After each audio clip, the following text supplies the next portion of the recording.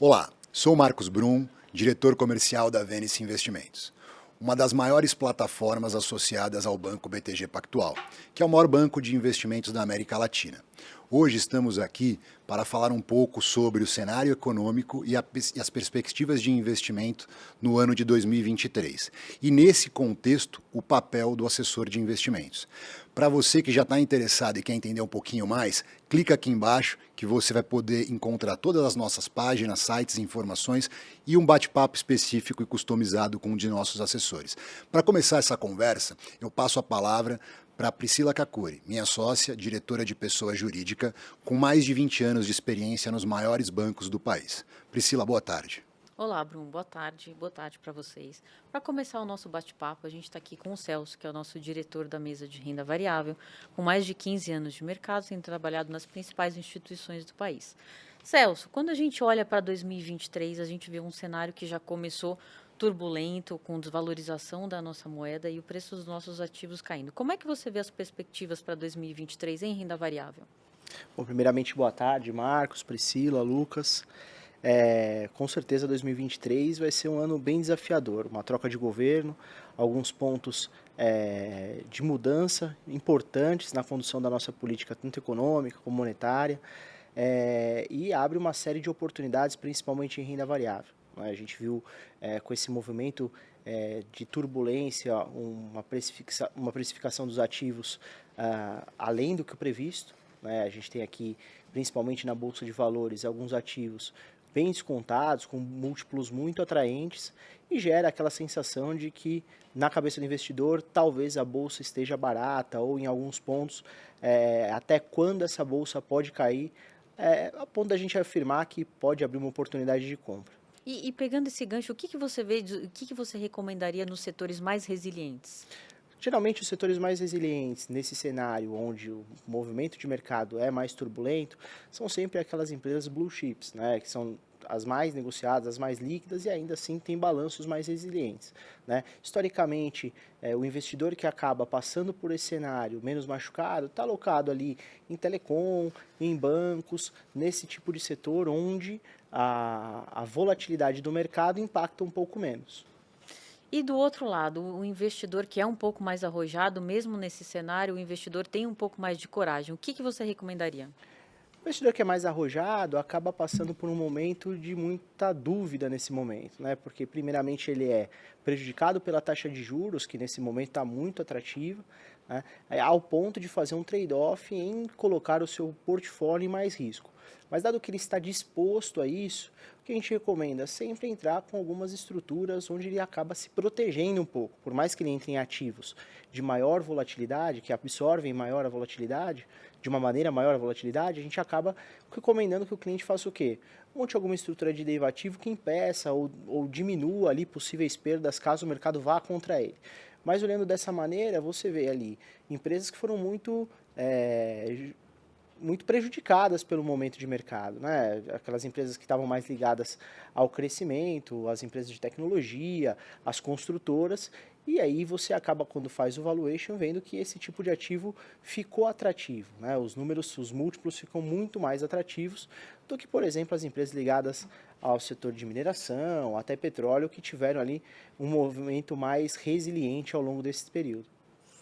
E quando a gente olha esse setor, essa parte econômica, essa parte política, onde o investidor quer se posicionar lá fora, como é que você enxerga esse cenário? Qual que é o recado que a gente dá para o investidor que quer se posicionar lá fora em renda variável? Eu acho que o grande ponto para o investidor neste momento é estar dentro do seu suitability, estando bem alocado ali dentro do seu perfil de risco.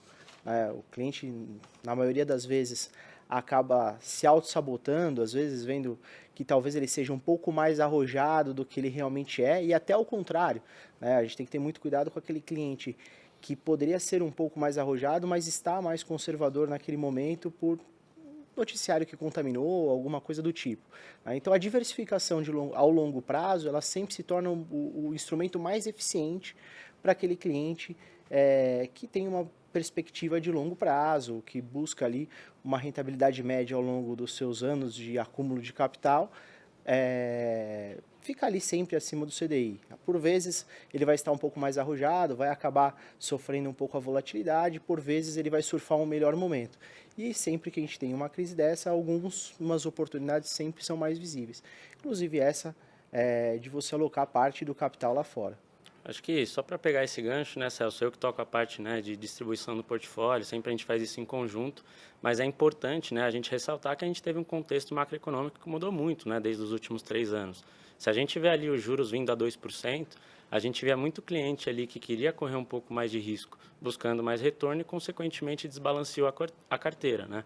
Acho que quando a gente contextualiza esse cenário diante dos últimos 2 anos e a gente vê toda a deterioração que a gente teve nos ativos de renda variável, a gente pode enxergar também que aqueles clientes que tiveram uma desvalorização tenham que recalibrar esse percentual que tem em renda variável.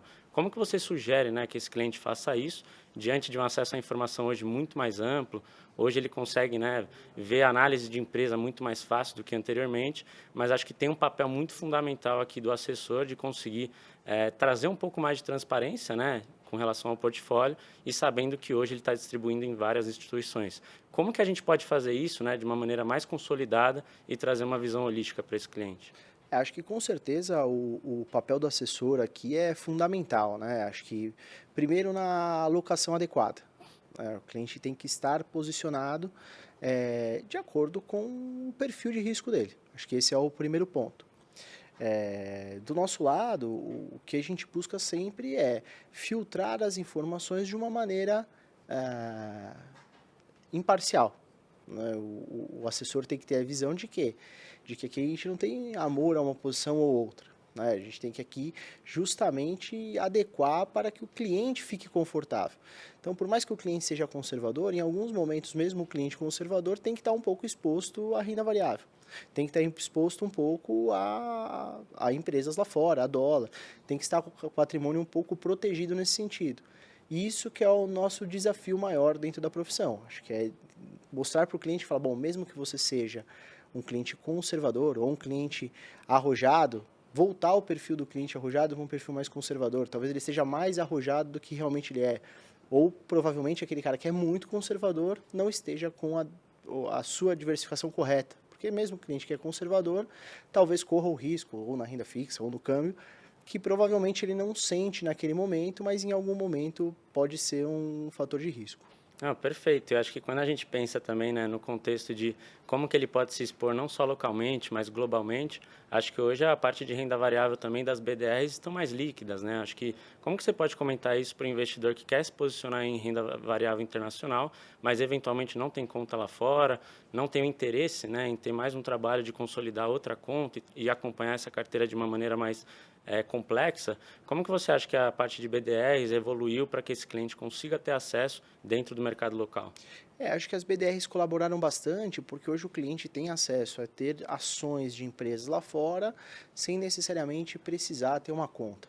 Né? Basicamente, ele usa a sua conta dentro de um banco, de uma corretora, para acessar esse tipo de produto. E ao longo desses últimos anos, esse foi um instrumento muito que evoluiu muito justamente em prol desse tipo de investidor.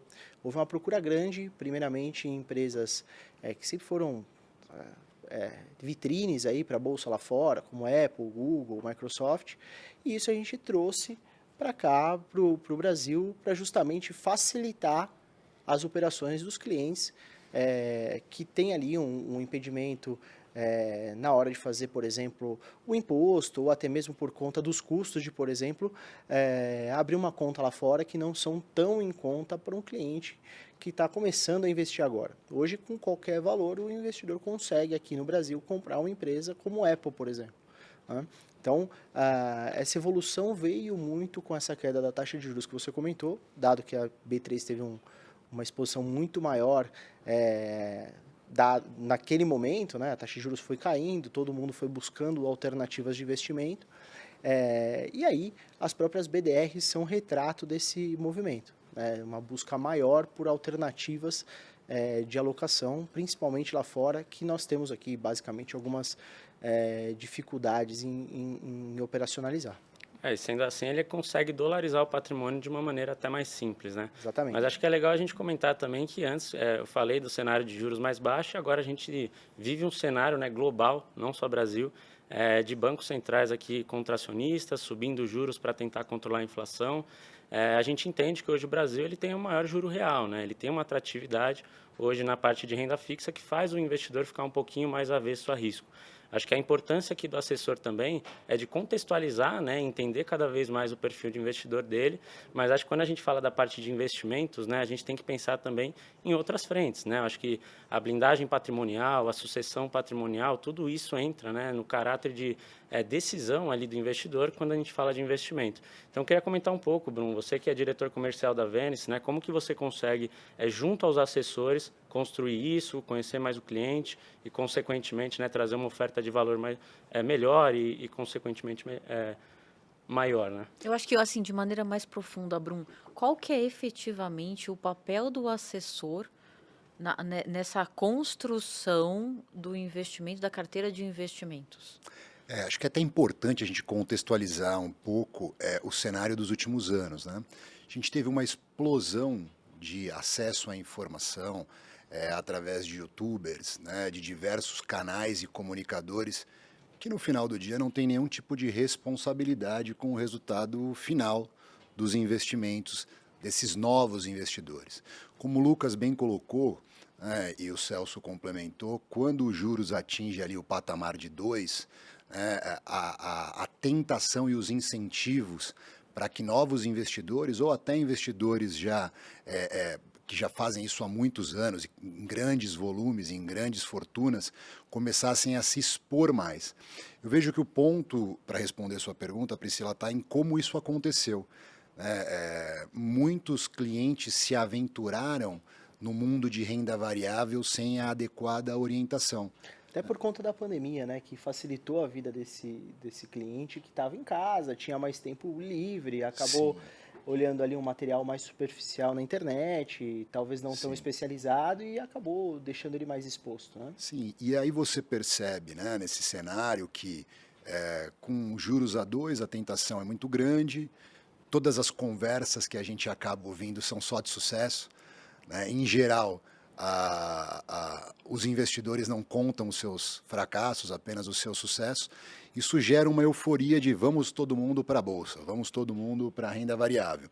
E justamente o trabalho do assessor, como você colocou, Celso, ele vem para entender a necessidade desse cliente, né? Entender o objetivo, fazer com que o cliente entenda melhor até os seus anseios, porque às vezes a gente começa uma conversa de análise com o cliente, de desenhar objetivos, traçar um plano de curto, médio e longo prazo, e o cliente senta na mesa achando que ele tem um perfil arrojado. E aí você ajuda ele a entender que talvez o perfil dele seja mais moderado, né? E o objetivo hoje, né, a missão de um assessor é conseguir capturar todo esse sentimento, desejo, vontade, objetivos, necessidades, experiências, né? Porque a experiência também conta muito, como que o cliente construiu esse patrimônio, como ele está construindo, qual o objetivo, se é crescimento, se é manutenção, se é a perpetuação através da sucessão,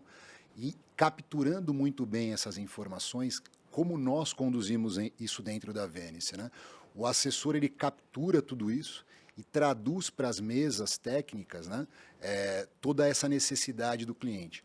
E aí uma área como a área do Lucas, que é responsável pelo portfólio da casa, ela consegue traduzir em produtos e em estratégias o real objetivo final dessa carteira, dado os objetivos e necessidades dos clientes.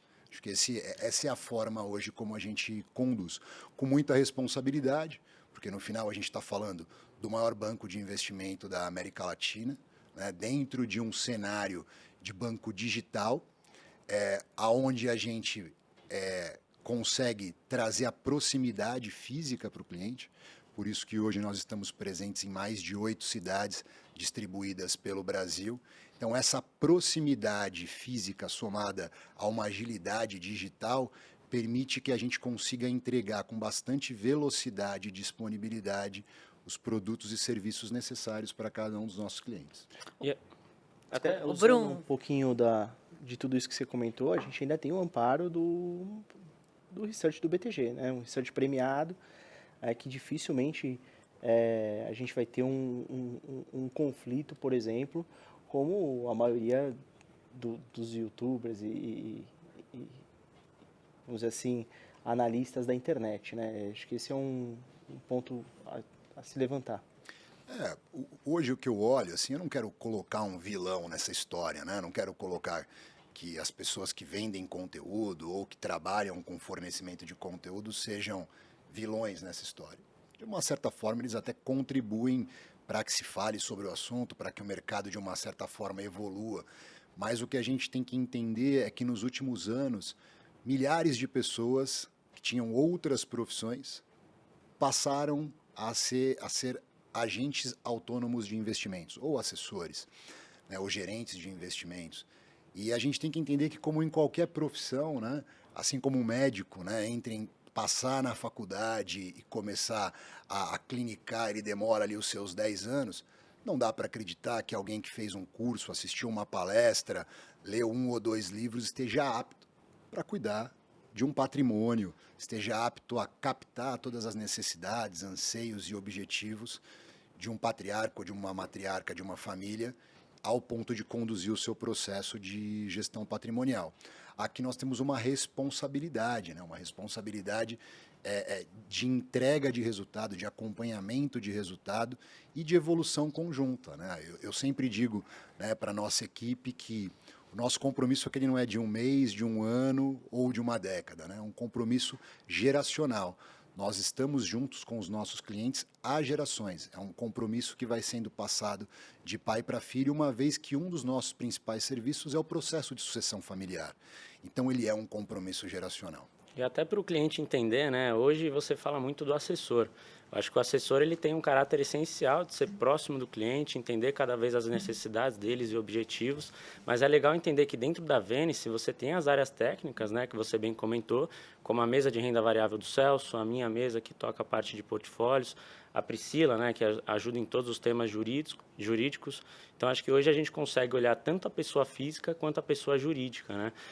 E quando a gente consegue olhar esse cliente de uma única maneira, ou seja, não só olhando uma parte ou outra, a gente consegue ter muito mais facilidade, né, para dar um direcional mais claro. E com o peso também, né, Bruno, só para complementar um pouquinho do que você e o Lucas falaram, com o peso da responsabilidade. Diferente de todos esses acessos de informação que os clientes têm, o assessor tem a responsabilidade e a gestão da carteira do cliente. Então, diferente desse acesso de informação. Sim. Nessa evolução desse mercado de plataformas abertas, né, onde mais de 8.000 pessoas vieram de outras profissões ou de bancos e se tornaram, né, assessores de investimento, a gente tem um ponto importante, né? Na maioria dessas plataformas e estruturas, esse assessor ele toca todas as decisões, aconselhamentos, de forma isolada. Como o Lucas bem colocou aqui, e eu sempre gosto de analogia com o futebol, né? O nosso esporte é o esporte nacional, acho que fica fácil de explicar dessa forma. Hoje o assessor de investimentos da Venice, ele funciona como um camisa 10 de um time de futebol. Né? Ele não é responsável por defender o gol, ele não é responsável por fazer os gols, mas ele é responsável por conduzir uma equipe, né, de retaguarda composta por mais de 25 profissionais que vão ajudá-los ali na lateral direita, na esquerda, na zaga, na retomada, no contra-ataque, no chute a gol, no escanteio. Ou seja, o assessor ele centraliza e controla o relacionamento junto ao investidor, sendo apoiado principalmente tecnicamente por uma equipe extremamente qualificada. No final do dia, eu gosto de resumir de uma forma bastante simplória, que o assessor ele tem que ter aquela capacidade socioeconômica de absorver as necessidades, absorver as vontades, os anseios e os objetivos, e traduzir isso para esse time interno que está também no dia a dia, né? Normal na Venice, o cliente conversar com 8, 9, 10 sócios da empresa que fazem parte do seu dia a dia, tendo ali no assessor a figura da responsabilidade do relacionamento. Mas a parte boa de uma empresa e de uma sociedade é que todos nós, no final do dia, nos sentimos e somos responsáveis pelos nossos clientes. E como um dos temas, né, perspectivas para 2023 e como que a gente se posiciona diante desse cenário, acho que é legal a gente comentar o mercado como está tão dinâmico, né? A gente comentou aqui com relação à pandemia, fez com que todos os bancos centrais tivessem uma redução nos juros para tentar estimular a economia a sobreviver em um momento onde a demanda ficou mais represada, e agora a gente vive o inverso, né? Ou seja, a gente tem uma inflação cada vez mais alta por conta desses estímulos. Os Estados Unidos tiveram um incentivo fiscal muito grande, colocando bastante dinheiro no mercado, assim como foi no Brasil e outras economias. E acho que hoje a gente tem que ter, né, diante desse dinamismo, rebalancear as carteiras, ficar muito próximo, né, das mesas de apoio e, consequentemente, a gente conseguir seguir um cenário como esse e conseguir capturar as oportunidades que aparecem. Como dizem, né, acho que diante de cenários tão incertos, aparecem as oportunidades, mas tem que ter muita diligência na seleção desses ativos, né? Muito se fala no sentido de renda fixa, como que você consegue ganhar um pouco mais, correndo um pouco menos de risco. Então, a gente tem, né, dentro da empresa, junto ao BTG, o research do BTG consegue analisar muita empresa no detalhe, aprofundando a tecnicidade que ele olha a empresa, não só na parte de governança, não só a parte de dívida, mas também como que ela tem a geração de caixa. Acho que é aqui onde a gente consegue ter uma relação risco-retorno, de conseguir analisar empresas que façam sentido e que, consequentemente, estão mais alinhadas frente ao cenário que a gente entende.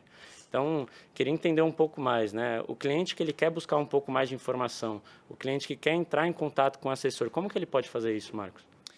Nós vamos deixar aqui nesse bate-papo, né, todos os links para que isso aconteça, né? Mas a ideia aqui é que tudo começa com um bate-papo bem franco, né?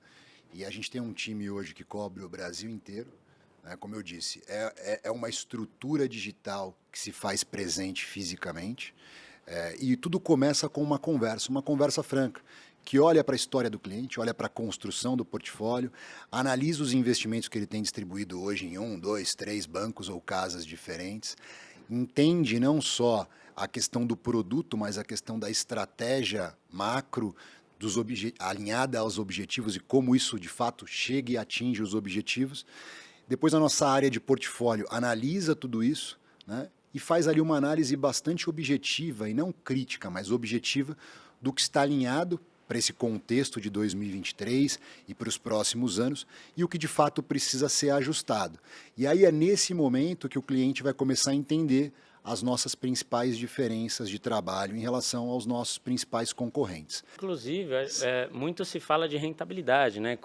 Quando a gente vai comparar uma carteira, a gente sempre ouve essas histórias de sucesso, a gente fica pensando em quanto a gente vai ter de rentabilidade nesse ano ou no próximo e, consequentemente, pensando, né, mais no futuro, em como esse dinheiro que eu estou aplicando hoje, como que ele estará lá na frente, né? Mas pouco se fala da gestão de risco, né? De como analisar esse cenário e proteger a carteira diante de tanta incerteza que a gente consegue vivenciar.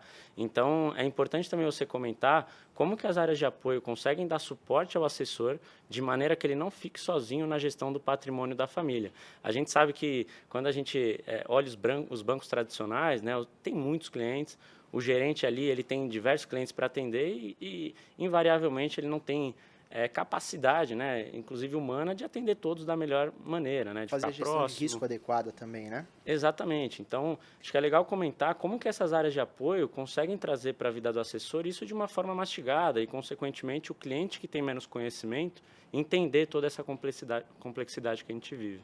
Acho que um ponto importante, né, uma vez que o cliente já está dentro de casa, já está conosco no BTG, essas áreas de apoio, né, as áreas técnicas, as mesas que vocês conduzem muito bem, elas fazem parte do dia a dia ativamente. Acho que o primeiro ponto importante de diferenciação de um assessor aqui no BTG, aqui na Venice, para um gerente convencional, é o número de clientes, né? A gente sabe hoje que alguns bancos trabalham com 300, 400 clientes dentro de uma carteira de um único gerente. É impossível que esse gerente, por melhor que ele seja, por mais capacitado e organizado que ele seja, que ele consiga atender todos os clientes com tempo, qualidade e dedicação. Por isso que o ponto de partida aqui na Venice é ter garantias de que um assessor não terá mais do que 80 clientes dentro da sua carteira, dentro do seu portfólio. Para quê? Para que dentro de uma naturalidade de horas trabalhadas ao longo de uma semana, de um mês, ele consiga dar a atenção necessária para cada um dos seus clientes dentro de cada um dos seus perfis, né? A gente sabe que um cliente que tem uma carteira mais conservadora, ele precisa de uma recorrência de conversas um pouco menor, já um pouco maior. Né? Já um cliente que tem uma carteira mais arrojada, ele precisa de uma periodicidade maior de contatos.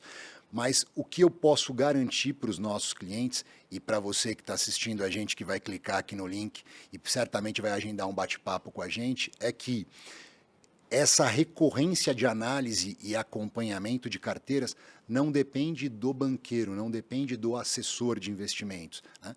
As nossas mesas, a nossa área de portfólios, ela faz um acompanhamento cotidiano, analisando o risco, analisando se a carteira está mais exposta do que deveria, menos exposta do que deveria, e essas áreas de apoio, as mesas de renda variável, mesa de renda fixa, a mesa de portfólio, vão acionando esse assessor e esse cliente para que isso seja calibrado.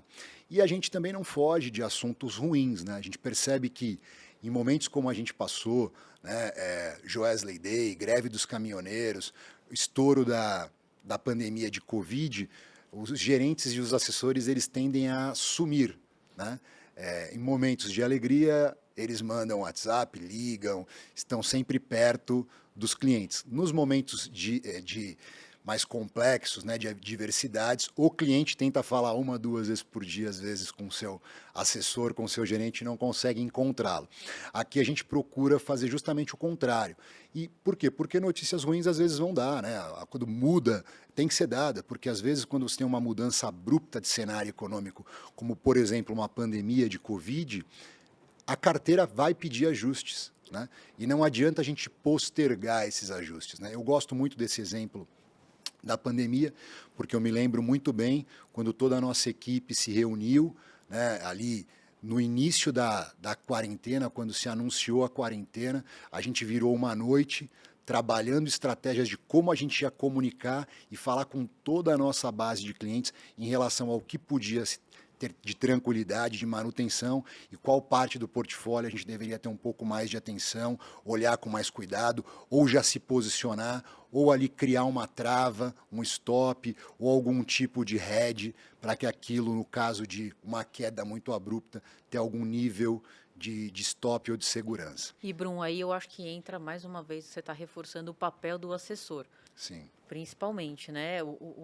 As informações que ele busca na internet ou blog não vai ter esse nível de compromisso. O que você está dizendo e reforçando é justamente o papel do assessor. O que eu vou fazer para o meu cliente num momento desse? E a gente tem que pensar, Priscila, que sempre que a informação ela chega num portal, ela chega no bar, quando a informação chega no táxi, ela está muito atrasada. O meu sócio André ele sempre diz, né? Nossa maior virtude aqui é beber da água limpa em relação a informações rápidas, informações precisas e tomar as decisões o mais rápido possível e de forma antecipada ou precavida para evitar justamente resultados piores. Essa é mais uma vez também a gente reforça o perfil de risco dos clientes, né, de maneira adequada. Porque quando a gente tem um movimento desse, o cliente que é o mais arrojado, ele tem uma expectativa e o cliente mais conservador tem outra, né? Acho que isso vai muito em linha com o que a gente faz e faz bem aqui, né? Deixar os clientes sempre adequados ao seu perfil de risco. E, Lucas, aproveitando também esse ponto, eu acho que a gente tem alguns clientes, e falando do papel do assessor, né, e do perfil de cliente da Venice, a gente tem todo o perfil, né? O papel do assessor aporta tanto no cliente pequeno, quanto no cliente que já tem muita experiência de mercado financeiro, né? Quando a gente fala do cliente pequeno, aquele cliente que está começando, o cliente que está querendo conhecer um pouco mais o mercado financeiro, o que eu queria comentar também é que teve uma revolução, né, no mercado brasileiro, principalmente quando a gente pensa aqui do ponto de vista de arquitetura aberta, né? A gente falava antes de bancos tradicionais, onde se ofertavam apenas o produto do próprio banco. Ou seja, você não tinha uma prateleira de produtos muito mais diversificada, conseguindo acessar produtos de outras casas. Acho que hoje o mercado ele teve uma transformação com que fez com que cada cliente com certo perfil de risco, ou seja, desde o conservador até o mais arrojado, conseguisse aproveitar o que o mercado tem de melhor, e não necessariamente o que é melhor para o banco. Isso é muito importante reforçar, porque é o que a gente viu nos Estados Unidos, né? Basicamente, lá, 80%, 90% dos clientes não estão em bancos tradicionais, estão em modelos como o da Venice, onde a gente consegue ver tudo o que está no mercado, ver o que é melhor para o cliente e readequar o produto para o perfil do cliente, e não necessariamente pegar produtos de prateleira e encaixar para todo mundo. Diante de toda essa complexidade, quando a gente entra em contato com as famílias, entra em contato com os investidores, a gente busca não só entender como que estão os objetivos dele, mas também os objetivos familiares e, consequentemente, da pessoa jurídica. Eu acho que hoje, com toda essa mudança do mercado e hoje com a parceria que a gente tem com o BTG, esse research faz com que todas as possibilidades que você tem, que são inúmeras, né? A gente vê diversas ofertas, diversas oportunidades que aparecem, mas como você filtra isso para que você entenda que esse é o melhor para a sua carteira. Então, é muito importante você ter um assessor, você ter uma mesa técnica que pega tudo isso que está passando pelo mercado e que vive isso diariamente, que conversa com diversos gestores e entendem diversas cabeças para o cenário econômico. Então, acho que é muito importante a gente conseguir contextualizar, diante de todas as oportunidades que tem, o que a gente tem de melhor para cada perfil. E para fechar essa pauta, complementando, né, sobre modelo de negócio e estrutura, né, Lucas, você colocou sobre a pessoa física, sobre o patrimônio, sobre a pessoa jurídica, né? É importante que quem está assistindo a gente agora nesse momento entenda que nós temos hoje um modelo completo de atendimento, né? O nosso assessor ele está apto hoje para atender todos os objetivos relacionados ao patrimônio do cliente. Quando a gente fala de patrimônio, a gente está falando da pessoa física, da pessoa jurídica, da holding familiar, da holding que tem os imóveis da família, da holding que tem participação em empresas operacionais, né, da holding ou da offshore, né, no exterior. E hoje a nossa equipe ela está apta a atender o cliente em todas essas pontas. E quando a gente olha e fala de pessoa jurídica, Priscila, o que a gente olha, o que a gente faz, quais são os pontos que a gente trabalha dentro da pessoa jurídica hoje? Diferente do que a gente vê nos outros bancos que não tem arquitetura aberta, quando você olha a pessoa jurídica, você olha exclusivamente a pessoa jurídica. Então, o sócio, o executivo dessa pessoa jurídica, você não consegue atender. Então, você direciona para a área do private e direciona para outras áreas. Se você quer fazer uma operação de M&A, de compra e venda de empresa, ou abrir o capital dessa pessoa jurídica, você também direciona para uma outra área. No nosso modelo de negócio, o interessante é que você consegue olhar o todo. Você vai olhar a pessoa jurídica, você vai olhar os sócios, você vai olhar os executivos da empresa, uma possível compra, uma possível venda, os funcionários dessa empresa, fazer uma folha de pagamento, fazer crédito para esses funcionários. Então, você consegue olhar o relacionamento como um todo. Você abraça o cliente, você oferece solução. Você não oferece o que o banco quer que, de repente, o cliente faça. Você faz o que o cliente quer fazer, o que é melhor para ele. Você funciona como um assessor, como um conselheiro efetivo. Isso ajuda muito o cliente também, né? Porque na maioria das vezes na PJ ele fala com 35 pessoas, 40 pessoas dentro de uma estrutura como um banco, né? E essas foram sempre as dores dos clientes. E a mudança, a rotação de profissional que atendia. Nos bancos a gente vê isso muito acontecendo. Na nossa arquitetura, não. Vai ser o mesmo atendimento, é o que a gente fala e o que o Bruno falou, né? A gente não quer fazer corrida de 100 metros, a gente quer maratona. Então, é um relacionamento perene. É o que eu gosto muito dentro desse mundo de pessoa jurídica, que a Priscila conduz muito bem dentro da empresa, é a forma como a gente senta com o cliente e desenha objetivos e entende a empresa, né? Participa da construção. Como que esse cara vai crescer em 2023, como a empresa vai crescer nos próximos 5, 6 anos, quais os instrumentos ou caminhos necessários. E aí a gente não fala de produto, né? A gente fala de soluções que são necessárias ou possíveis para que a gente possa apoiar esse crescimento e esses caminhos. Retomando então esse bate-papo, agora com o André Fernandes Rolha, responsável pela área de produtos da Venice Investimentos. André, 2 anos muito complexos, né? Pandemia, troca de governo, divisão de mundo. Que você enxerga de perspectiva para 2023? E eu sei que você é um cara que olha não só no curto, mas também no médio e no longo. O que você imagina para os próximos tempos? Bom, fala Bruno, fala Pri, Lucas, prazer aqui estar aqui com vocês. Cara, eu costumo dizer assim, primeiro que o mercado brasileiro, ele não é para amadores, né? Acho que a gente que vivencia, a gente vive nesse mercado, a gente sabe de todos os desafios. E outra brincadeira que eu falo é que no Brasil até o passado é incerto, né? Então a gente costuma dizer que tudo aqui é possível. E eu acho que é muito do que a gente contextualizou aqui na conversa passada com o Celso, né? Uma das principais virtudes e uma das principais preocupações que a Vênice teve ali na originação do escritório era de preparar e tornar equipes técnicas, né, com bagagem, com conhecimento, para saber lidar com todo esse dinamismo do mercado, né? Então, acho que a pandemia ela acabou trazendo ali para a gente uma realidade onde muitos tiveram que aprender a viver de forma diferente, né? Eu costumo dizer para o Luquinhas ali que a gente tinha naquela época muitos clientes monoprodutistas. E o que é um monoprodutista? É o cara que só faz CDB, só faz LCI, só faz LCA.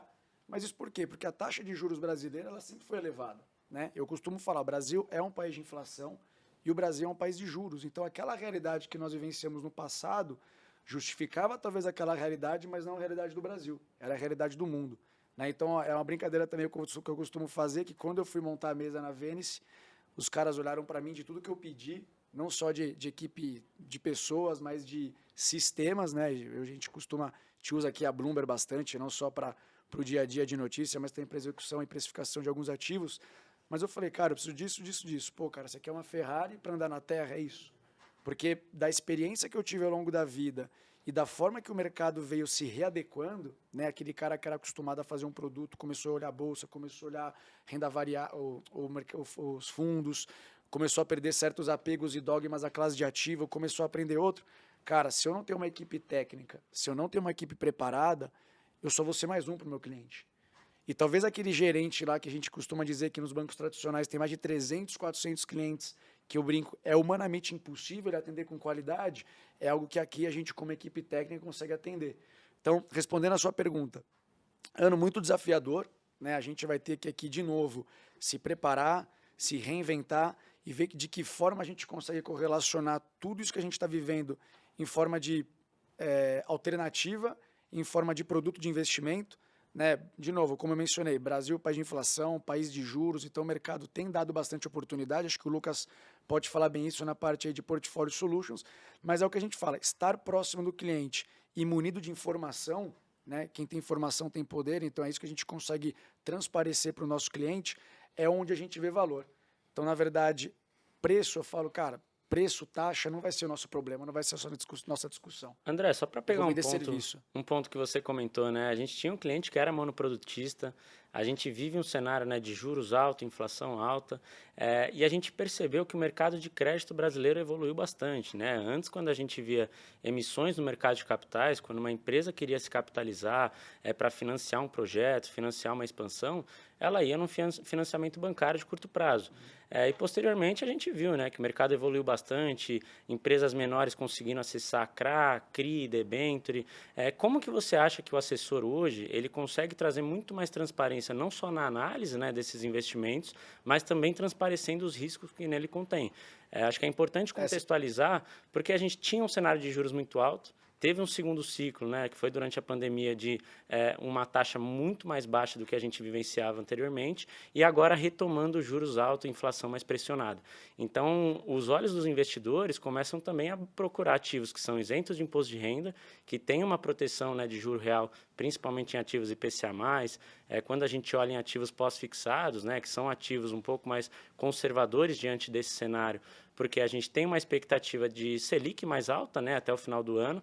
Se a gente fosse recordar que no meio do ano passado muita gente já precificava um corte de juros já no primeiro trimestre e agora não se fala mais nisso, né? Agora se espera que o juros se mantenha inalterado até o final do ano ou até mesmo, dependendo dos dados de inflação, mais uma alta de juros.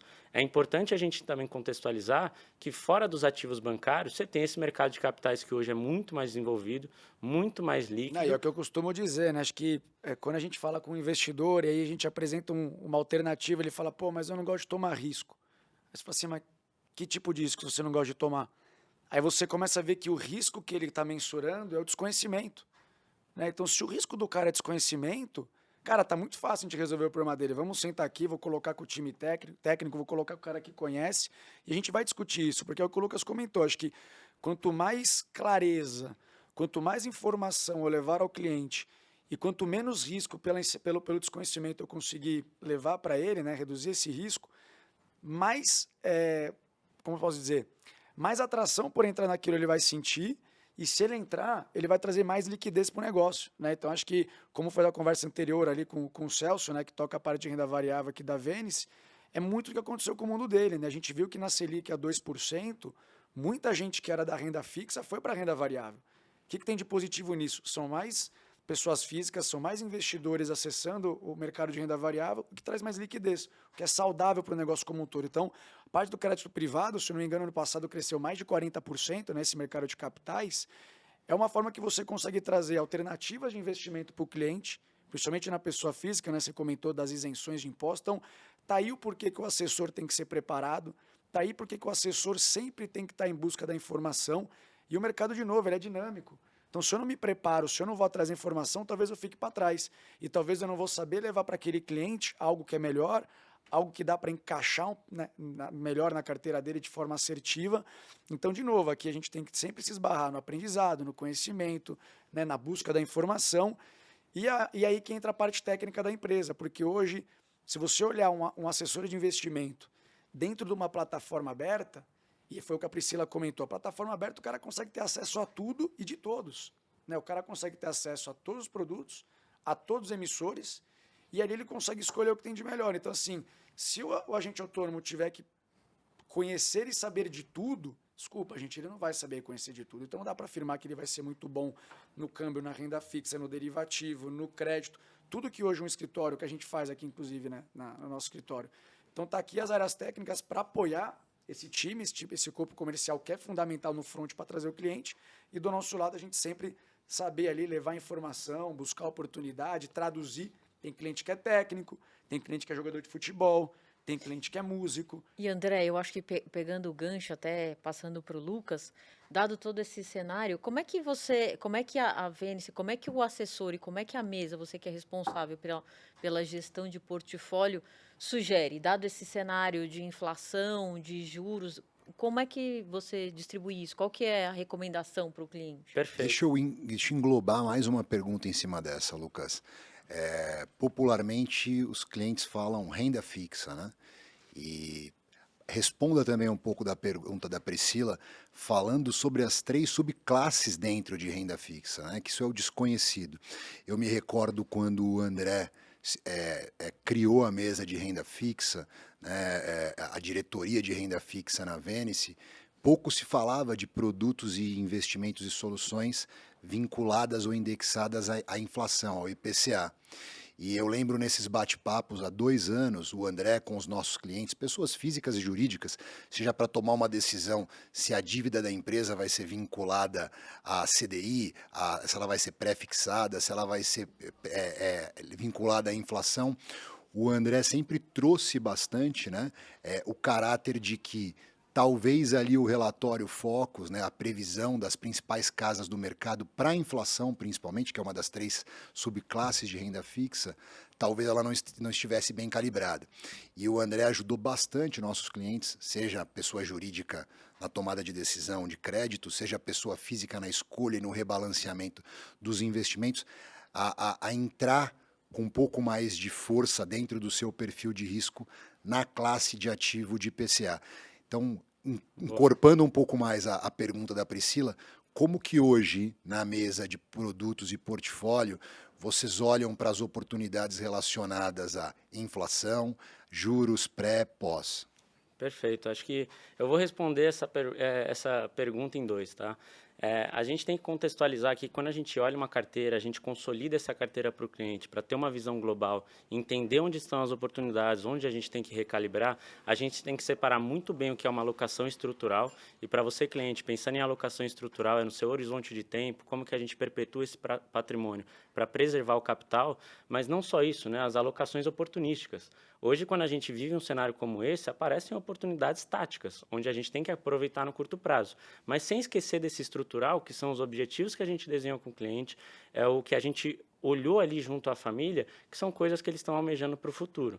Então, quando a Priscila me pergunta, né, como que a gente olha esse cenário e quais são as classes de ativo, né, que a gente se posiciona, a gente tem 3 delas dentro de renda fixa, né? Acho que hoje o pós-fixado, dentre todas, né, dentre inflação, pré-fixado e pós-fixado, o pós-fixado hoje é uma classe que tem a menor previsibilidade, um retorno mais condizente por conta dos juros mais altos, ou seja, hoje com um risco mais reduzido, você tem mais de 1% ao mês e, consequentemente, você está Famoso 1% ao mês, né? você está se protegendo de uma eventual taxa de juros e, obviamente, né, se a gente começar a entender que a Selic começa a cair e o pós-fixado com uma rentabilidade reduzida, isso é um sinal de que a economia está com uma inflação mais controlada, porque aí sim você justifica começar a ter corte de juros e ter uma expansão monetária, mas você tem no outro ponto também que olhar a parte de inflação e a parte de pré-fixada. Como que a gente olhou a inflação desde o começo da pandemia? A gente entendia, né, que os bancos centrais estavam injetando muito dinheiro no mercado. A gente sempre, quando conversava, né, André, a gente via ali que o Brasil atuando a patamar de 2% ao ano, com incentivo monetário, jogando ali Auxílio Brasil, né, incentivo para que as pessoas conseguissem se sustentar diante daquele cenário, a conta começa a chegar agora. E como que essa conta chega? Né? Não só por conta dos casamentos de oferta e demanda, mas também hoje a gente vê, né, que por conta da apreciação do dólar durante os últimos 2 anos, a gente viu o dólar, né, André, chegando a bater 5,70, 5,60, tudo isso, né, encarece aqui as importações, consequentemente isso é repassado, né, ao consumidor final. Né? Talvez o cara fala assim, porra, mas eu não importo, eu não mando dinheiro para fora, mas o produto que você está consumindo, ele é importado. Ah, mas e daí que a gasolina subiu? Eu não dirijo, mas o produto que vai para o mercado que você compra, ele é transportado por caminhão. E ele usa diesel, ele usa combustível. Então é uma forma que às vezes a gente tem que trazer para o nosso ouvinte ou para o nosso cliente, que muitas vezes ele não sabe correlacionar isso. E ele acha, não, mas eu não sou impactado pela inflação. Né? E acho que só contribuindo para a resposta do Lucas, e a gente falou no início da conversa, né, do dinamismo, e aí eu volto para aquele ponto lá do gerente do banco tradicional com 400 clientes. Hoje, não tem como eu montar uma estratégia, montar uma carteira e falar daqui a 1 ano eu te ligo. Provavelmente eu vou ter que ligar para o cara semana que vem, dia seguinte ou mês que vem. Minimamente no mês que vem, talvez. E, assim, do jeito que as coisas estão acontecendo e a sensibilidade que a gente tem à mídia, né? Acho que hoje o mais importante é a gente falar disso, né? Acho que o mundo evoluiu tecnologicamente, a informação ela propaga de uma forma tão rápida que às vezes o tempo que você está pensando para agir já foi. Né? Então, mesmo montando uma carteira estratégica e tática, né, precisa de um acompanhamento afinco, porque as coisas às vezes podem mudar. Né? O cenário, não só local e internacional, que também contamina o nosso, ele muda. E até o que você comentou com relação à inflação, a inflação é para cada um. Hoje, se a gente for ver as desonerações que a gente teve tributárias, né, com relação a IPI de combustível, por exemplo, se você tem uma família que ela não utiliza o combustível, né, ela não está inserindo esse fator dentro da variável inflação. Mas quando você fala que uma família ela está utilizando ali carro, ela consome combustível, essa inflação é maior do que está sendo projetada pelo Focus, que foi o que você comentou.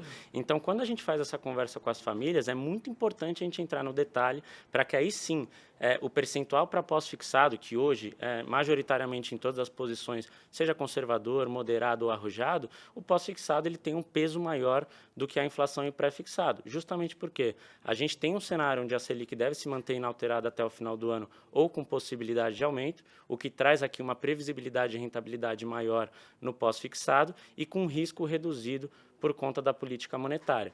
Quando a gente olha o pré-fixado, a gente tem um pouquinho mais de parcimônia para alocar. Por quê? Porque a gente vive um cenário de incentivo fiscal numa nova matriz econômica onde o arcabouço fiscal está comprometido.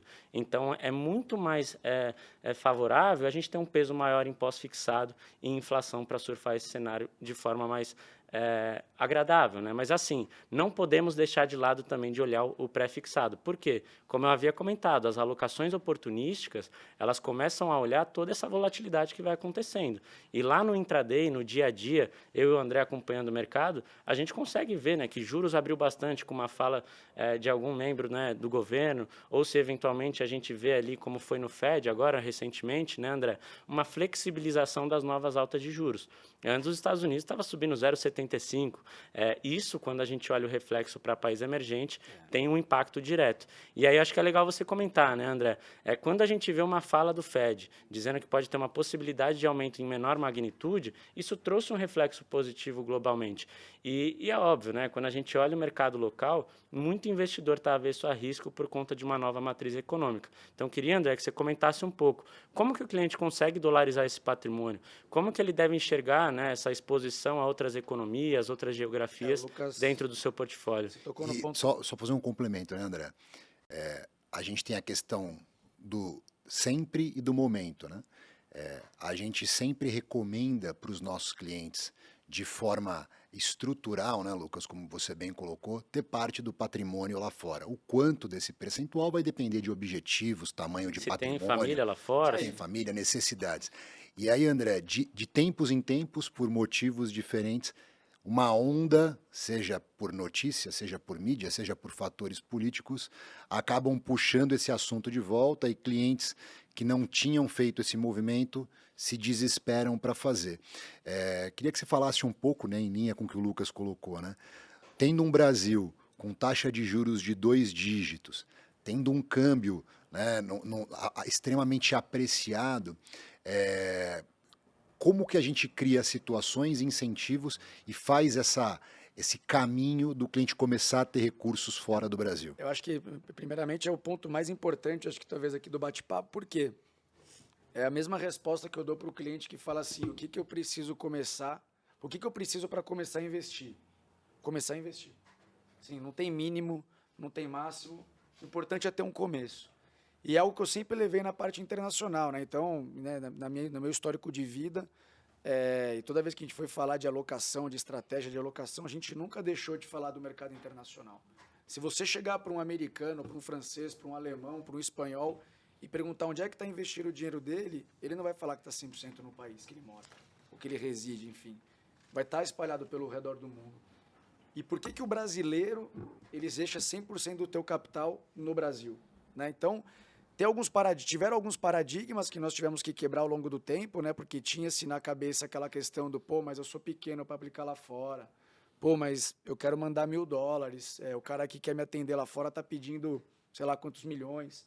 Isso acabou, o mercado se sofisticou, a tecnologia veio para isso, as fintechs surgiram para isso também. Nós, inclusive, aqui no BTG, a gente consegue abrir esse espaço internacional, não só através dos Estados Unidos, mas também através de Portugal. E é um pouco do que a gente vem trazendo para os clientes. E é o que você disse, tem cliente que a gente conversou 2 anos atrás sobre isso, e ele falou, cara, não tem interesse.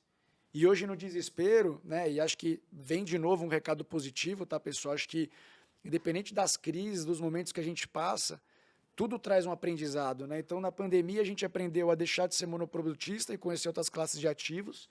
E agora, nesse, né, possível embrolho local, né, esse risco local que a gente enxerga que está despertando essa curiosidade do brasileiro em diversificar lá fora, está potencializando o mercado. Então, hoje, assim, é mais fácil você abrir um relacionamento lá fora, praticamente as contas você abre sem a necessidade de estar naquele país. É uma conta de investimento, ou seja, você consegue fazer remessas do Brasil para fora, né? E você tem que fazer através de um câmbio e conte com o Banco BTG para fazer as operações de câmbio, mas você contrata um câmbio onde você vai converter os reais, que é a moeda local do Brasil, moeda corrente, para a moeda que você deseja enviar, se é euros, se são dólares, enfim. Então, hoje, a gente consegue fazer essa transferência, independente do valor, e plugar o cliente no mercado internacional. E o que é legal correlacionar para o que o Lucas comentou? Nós temos 2 oportunidades aqui. Várias oportunidades, né? Uma que é diversificar o nosso cliente investidor local e internacionalmente. 2, o Lucas comentou do câmbio a 5,70, né? Acho que recentemente a gente viu o câmbio próximo de 5, agora 5,15, muita volatilidade, mas o mercado está um pouquinho mais atrativo para mandar a grana para fora. Estados Unidos vem vencendo uma inflação de país emergente. Não à toa que o juros está mirando lá os 5% para cima. A renda fixa dos Estados Unidos nunca pagou tanto.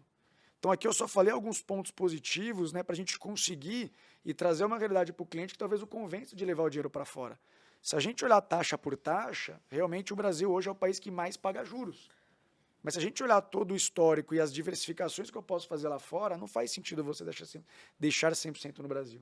Então lá fora você pode acessar renda fixa, pode acessar fundos, pode acessar a bolsa, que é o principal mercado deles, mas, de novo, muito alinhado com o que a gente vivencia aqui. Acompanhar cenário, acompanhar tendências e tentar ali, de certa forma, pulverizar ou diversificar o investimento do cliente de modo a não expor ele muito numa coisa que amanhã pode dar errado, por exemplo. Então, e complementando o que o Lucas comentou, antecipar problemas e falar a verdade para o cliente é o mais importante. Quais são os riscos que existem aqui dentro? Né? Então, acho que isso é uma preocupação que a gente zela muito aqui na empresa, que é a venda bem feita. Eu tenho certeza que amanhã eu não vou ter nenhum problema de que eu vendi algum ativo para o cliente que ele fala, pô, mas lá atrás você não me avisou que eu poderia ter perda de principal. Cara, o importante é a gente sempre levantar todos os riscos, todas as particularidades, para que lá na frente seja uma construção. E outra coisa, eu falo, reconquistar cliente é muito mais difícil do que conquistar. Então, uma vez conquistado, você tem que saber como manter isso e como levar isso de forma perpétua, que eu acho que é muito do que a gente vende e leva aqui para os clientes na Venice, né? Perfeito. E acho que é legal até comentar, né, como que o mercado sofisticou. Antes, a maioria dos clientes estavam concentrados em bancos tradicionais e agora em modelos como o nosso, né? E acho que diante de toda essa concorrência, né, essa disputa pelo cliente, você tem hoje um mercado muito mais amplo.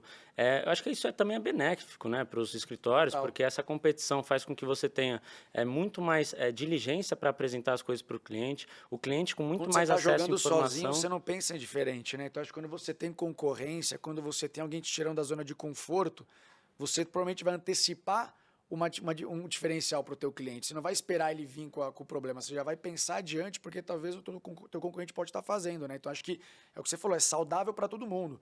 Para nós que vamos pensar diferente, de como fazer diferente, e pro cliente também, que ele vai saber se informar um pouco mais. E E comparar a gestão, né? Exato. Acho que isso é importante para que ele consiga enxergar qual que é o escritório que consegue ficar mais próximo de mim no momento nebuloso, qual que é o escritório que está do meu lado no momento que eu tenho que tomar uma decisão mais difícil, talvez até para a sucessão da minha família.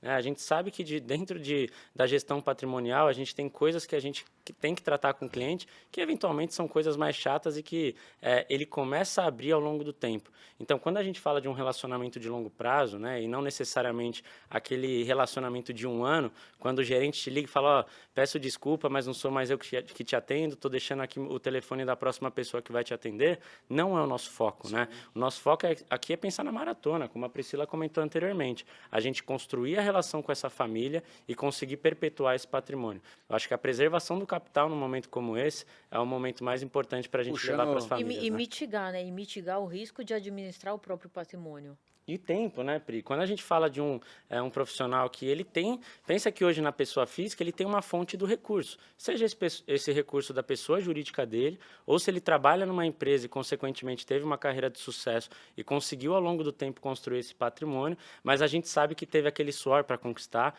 e, consequentemente, tem que ter um suor ainda maior do nosso lado para preservar. Então, acho que é importante ressaltar isso, né, Pri? Eu vou puxar até a sardinha aqui para o BTG, porque, assim, esse acho que foi um dos principais motivos de quando a gente foi desenhar a empresa lá atrás, né? A gente escolheu aí o Banco BTG Pactual como parceiro, porque acho que os valores e o ideal convergem muito com o nosso, né? Então, a gente está batendo um papo aqui de, porra, eu sou um banco digital, mas, na verdade, eu sou mais humano possível do que um banco tradicional, porque o digital é mais aqui o comunicação, porque a gente preza muito pelo humano, né? Na verdade, o digital do nosso lado é para facilitar. Exato. E a gente ter as áreas, né, as agências próximas, né, as filiais ali que ficam próximo do cliente, para que a gente consiga ter esse contato humano. Exato. Então, E o que eu sinto muito do banco é isso. Acho que o nosso plano de carreira, o nosso voo aqui, como foi no nosso histórico de vida aí de 15, 20 anos de mercado, é muito de como o BTG forma as pessoas aqui dentro. Então, vou dar um exemplo para vocês. Quando eu sento numa reunião ou quando eu faço uma vídeo para discutir um produto ou para discutir uma estratégia,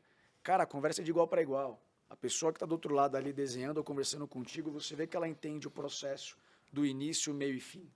Não é aquele negócio que você, puta, peraí, deixa eu ver e tal. Então, esse foi um dos objetivos quando a gente buscou lá atrás um parceiro, que é um banco que está sempre preparado, está sempre se informando e sempre buscando coisas diferentes, né, para levar aos nossos clientes. Então, a gente sempre, né, a gente que toca aqui essa parte de produtos, parte de mesa, a gente fica super confortável, né? E o Bruno falou, pô, vocês acertaram ali em 2019 falando de inflação, falando de juros. Cara, acho que a gente tem aqui o melhor research do mercado. Acho não, nós temos o melhor research do mercado. A gente tem equipes técnicas aqui muito competentes. E quando a gente vai na troca de figurinha, vai de igual para igual, né? Então, acho que é o diferencial que a gente leva hoje. E, de novo, cara, acho que não é questão de cabelo branco, careca, molecada. Eu acho que, assim, tem pessoas muito preparadas, independente da idade. Obviamente que a experiência, ela conta. Pô, eu peguei crise subprime, peguei Wesley's Day, pegamos pandemia.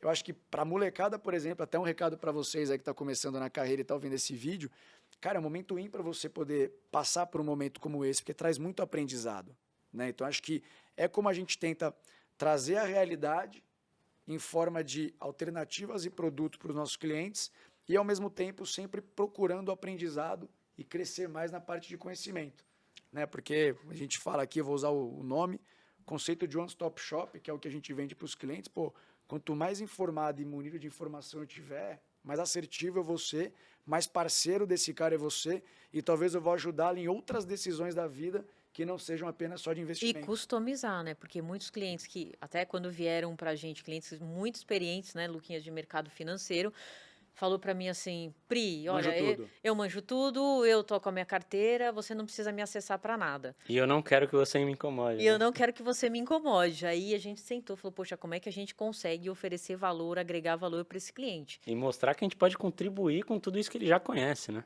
Não, e você trouxe um exemplo bacana. Teve um cliente que eu nunca esqueço, assim, eu vou trazer um exemplo aqui para vocês. Eu vim Não, falar- e só para finalizar, né, André, Luquinha, é legal a gente contar essa história, porque quando a gente começou a oferecer coisas diferentes, é o que você falou, buscando cada vez mais oferecer coisas diferentes, é um cara que a gente fala praticamente toda semana, né, do nível de ofertas Ou que a todo gente dia. conseguiu fazer para ele. Não, e assim, só para pegar o gancho e não esquecer, teve um, eu nunca esqueço, eu fui numa visita uma vez, um cliente também super importante, e o banqueiro atende essa família há quase 25 anos. Aí esse banqueiro falou assim para mim, André, não fala de pré para esse cara. Eu falei, o quê? Não fala de pré para esse cara odeia. Traumatizado. Peguei, guardei aquilo no meu bolso, falei, vamos para reunião, do jeito que eu gosto, no improviso. Aí papo vai, papo vem, papo vai, papo vem. Levantei, comecei a rabiscar na lousa lá, comecei a falar do momento de juros, do estresse de mercado, da oportunidade do pré. O cara olhou e falou assim, eu vou querer colocar tanto nesse produto. No pré. No pré. O banqueiro olhou para mim na reunião e falou, como que você fez isso? Né? Então, acho que é muito do que a gente faz aqui, né, Lucas? Acho que a ideia, às vezes a gente cria certo paradigma e a gente limita o cliente. Então, às vezes a gente fala, puta, eu não vou falar porque eu acho que ele não vai gostar. Ah, não, isso aqui eu não vou levar para ele porque talvez ele não vai ver. Cara, se o cara aqui do lado levar e ele ouvir, ele vai fazer. Isso tem um ponto que é importante, né? Quando a gente olha para os bancos tradicionais, aonde o gerentão está ali, ele no dia a dia com o cliente, o que é importante você que está assistindo a gente agora é que talvez o que esteja sendo ofertado e chegando para você de serviços e soluções tenha muito mais a ver com a experiência e gostos daquele gerente do que de fato com o que a instituição visualiza e persegue. No nosso modelo atual, até para a gente conseguir resumir e fechar isso, né, o banqueiro aqui ele tem que se libertar desses paradigmas de experiências. Dogmas, né? Às vezes é uns apegos, cara, que a gente não entende. Isso. E aí o fato de você ter um corpo técnico presente no dia a dia, né, com esse assessor junto ao cliente, atendendo esse cliente a 4, 12, 20 mãos, né, permite com que a gente de fato consiga capturar a necessidade desses clientes. Então, o que eu queria ter como fechamento aqui para você que está assistindo a gente nesse momento é uma plataforma aberta, extremamente técnica, qualificada, para atender sua pessoa jurídica, sua holding, sua pessoa física, sua offshore, né, desde a parte de investimentos até a parte de crédito, as soluções e serviços pontuais como câmbios, seguros, crédito. E o meu convite aqui para você clicar nesse link e agendar um Bruno, bate-papo. acho que só um ponto aqui, cara, que eu gosto de falar. E sem aquela divisão, aquela chatice do tipo, não. Esse aqui é com a Priscila. Não. Esse aqui é com a área do Lucas. Não, peraí, esse aqui é com o Bruno. Aquela experiência do cliente fica chata, cara. Sim. Fica chata. Então, eu acho que o nosso melhor conceito para falar de digital aqui no BTG é o conceito da gente melhorar a experiência do cliente, né? Então, aquilo que eu falei do One Stop Shop, o cara vai falar da vida inteira dele, Sim. da PF, da PJ, de todas as frentes de negócio com o mesmo time, cara. Então, essa experiência ela é melhor, acaba sendo mais concisa, mais assertiva Sim. e sempre na ótica cliente, né? Nunca na ótica banco. Falou duas palavras, né? Cliente e experiência. Né?